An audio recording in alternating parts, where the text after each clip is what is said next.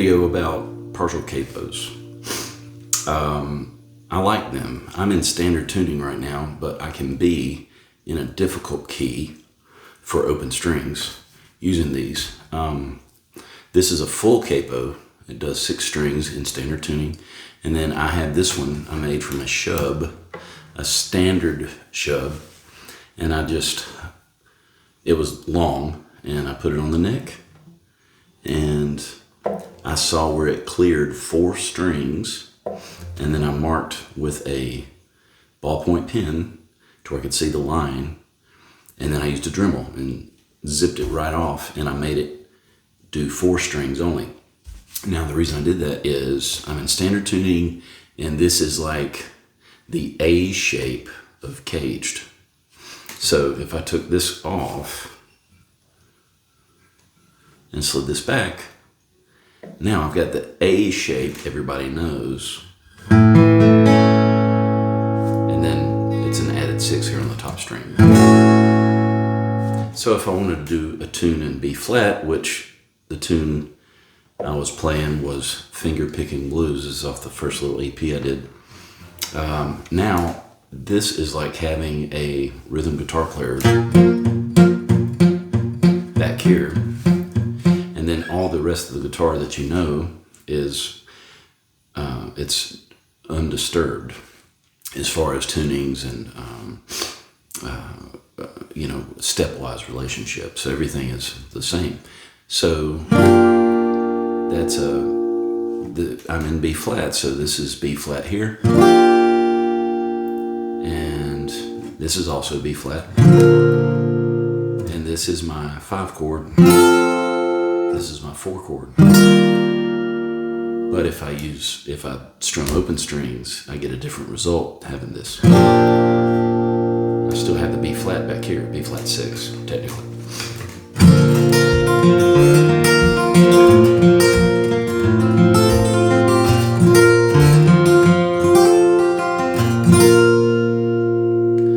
So then you can solo up here, and you still have an open string to drone with.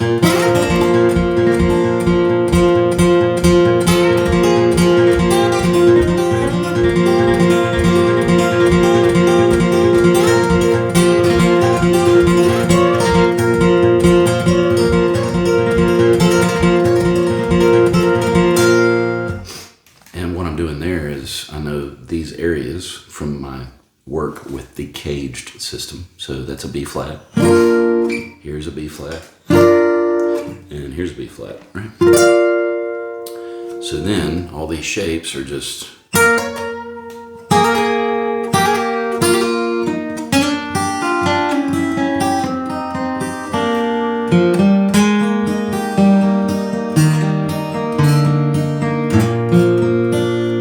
a really cool way to open up the fretboard, still use some open strings, still know all the notes all over the fretboard without learning different notes in altered tunings, which I do those as well. But this way, I used to have to take a lot of guitars to gigs, and now I can take a main guitar and then I have a backup.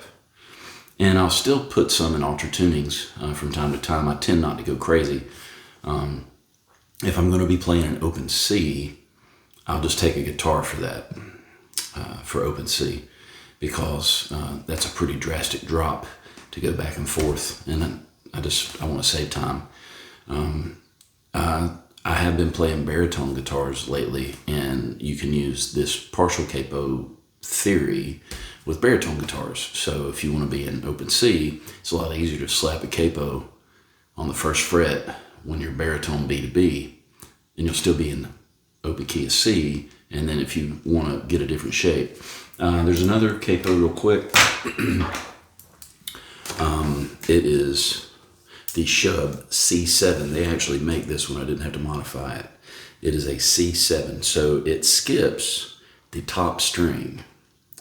So in essence, it would be like you're in dadgad tuning, except you're in standard tuning. So for instance, if I'm in standard tuning, I'm sure that people who have researched this have seen this.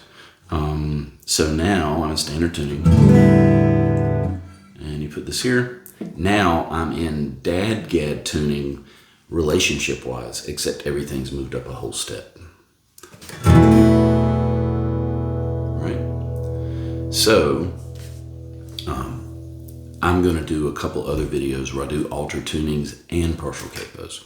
Now that unlocks different chord shapes. You get different open strings ringing, and those are really hip. I like having choices, and I like modifying a tuning to get a particular timbre of a note that you wouldn't have. So once I saw David Wilcox do this 20 plus years ago, that changed my mind about capos, because I thought that capos were, I went to jazz school, so capos were, that ain't it. David Wilcox changed my mind on that because of all the cool things you could do with it. So I hope that helps you guys. This is going to be part of a series as far as alter tunings and partial capos, because this is kind of my wheelhouse. I'm into the fringe guitar and the things that are a little over to the side. So looking forward to doing more of these videos with you guys. Do not hesitate to ask any questions. Happy to answer them. Thank you so much for joining me. Peace.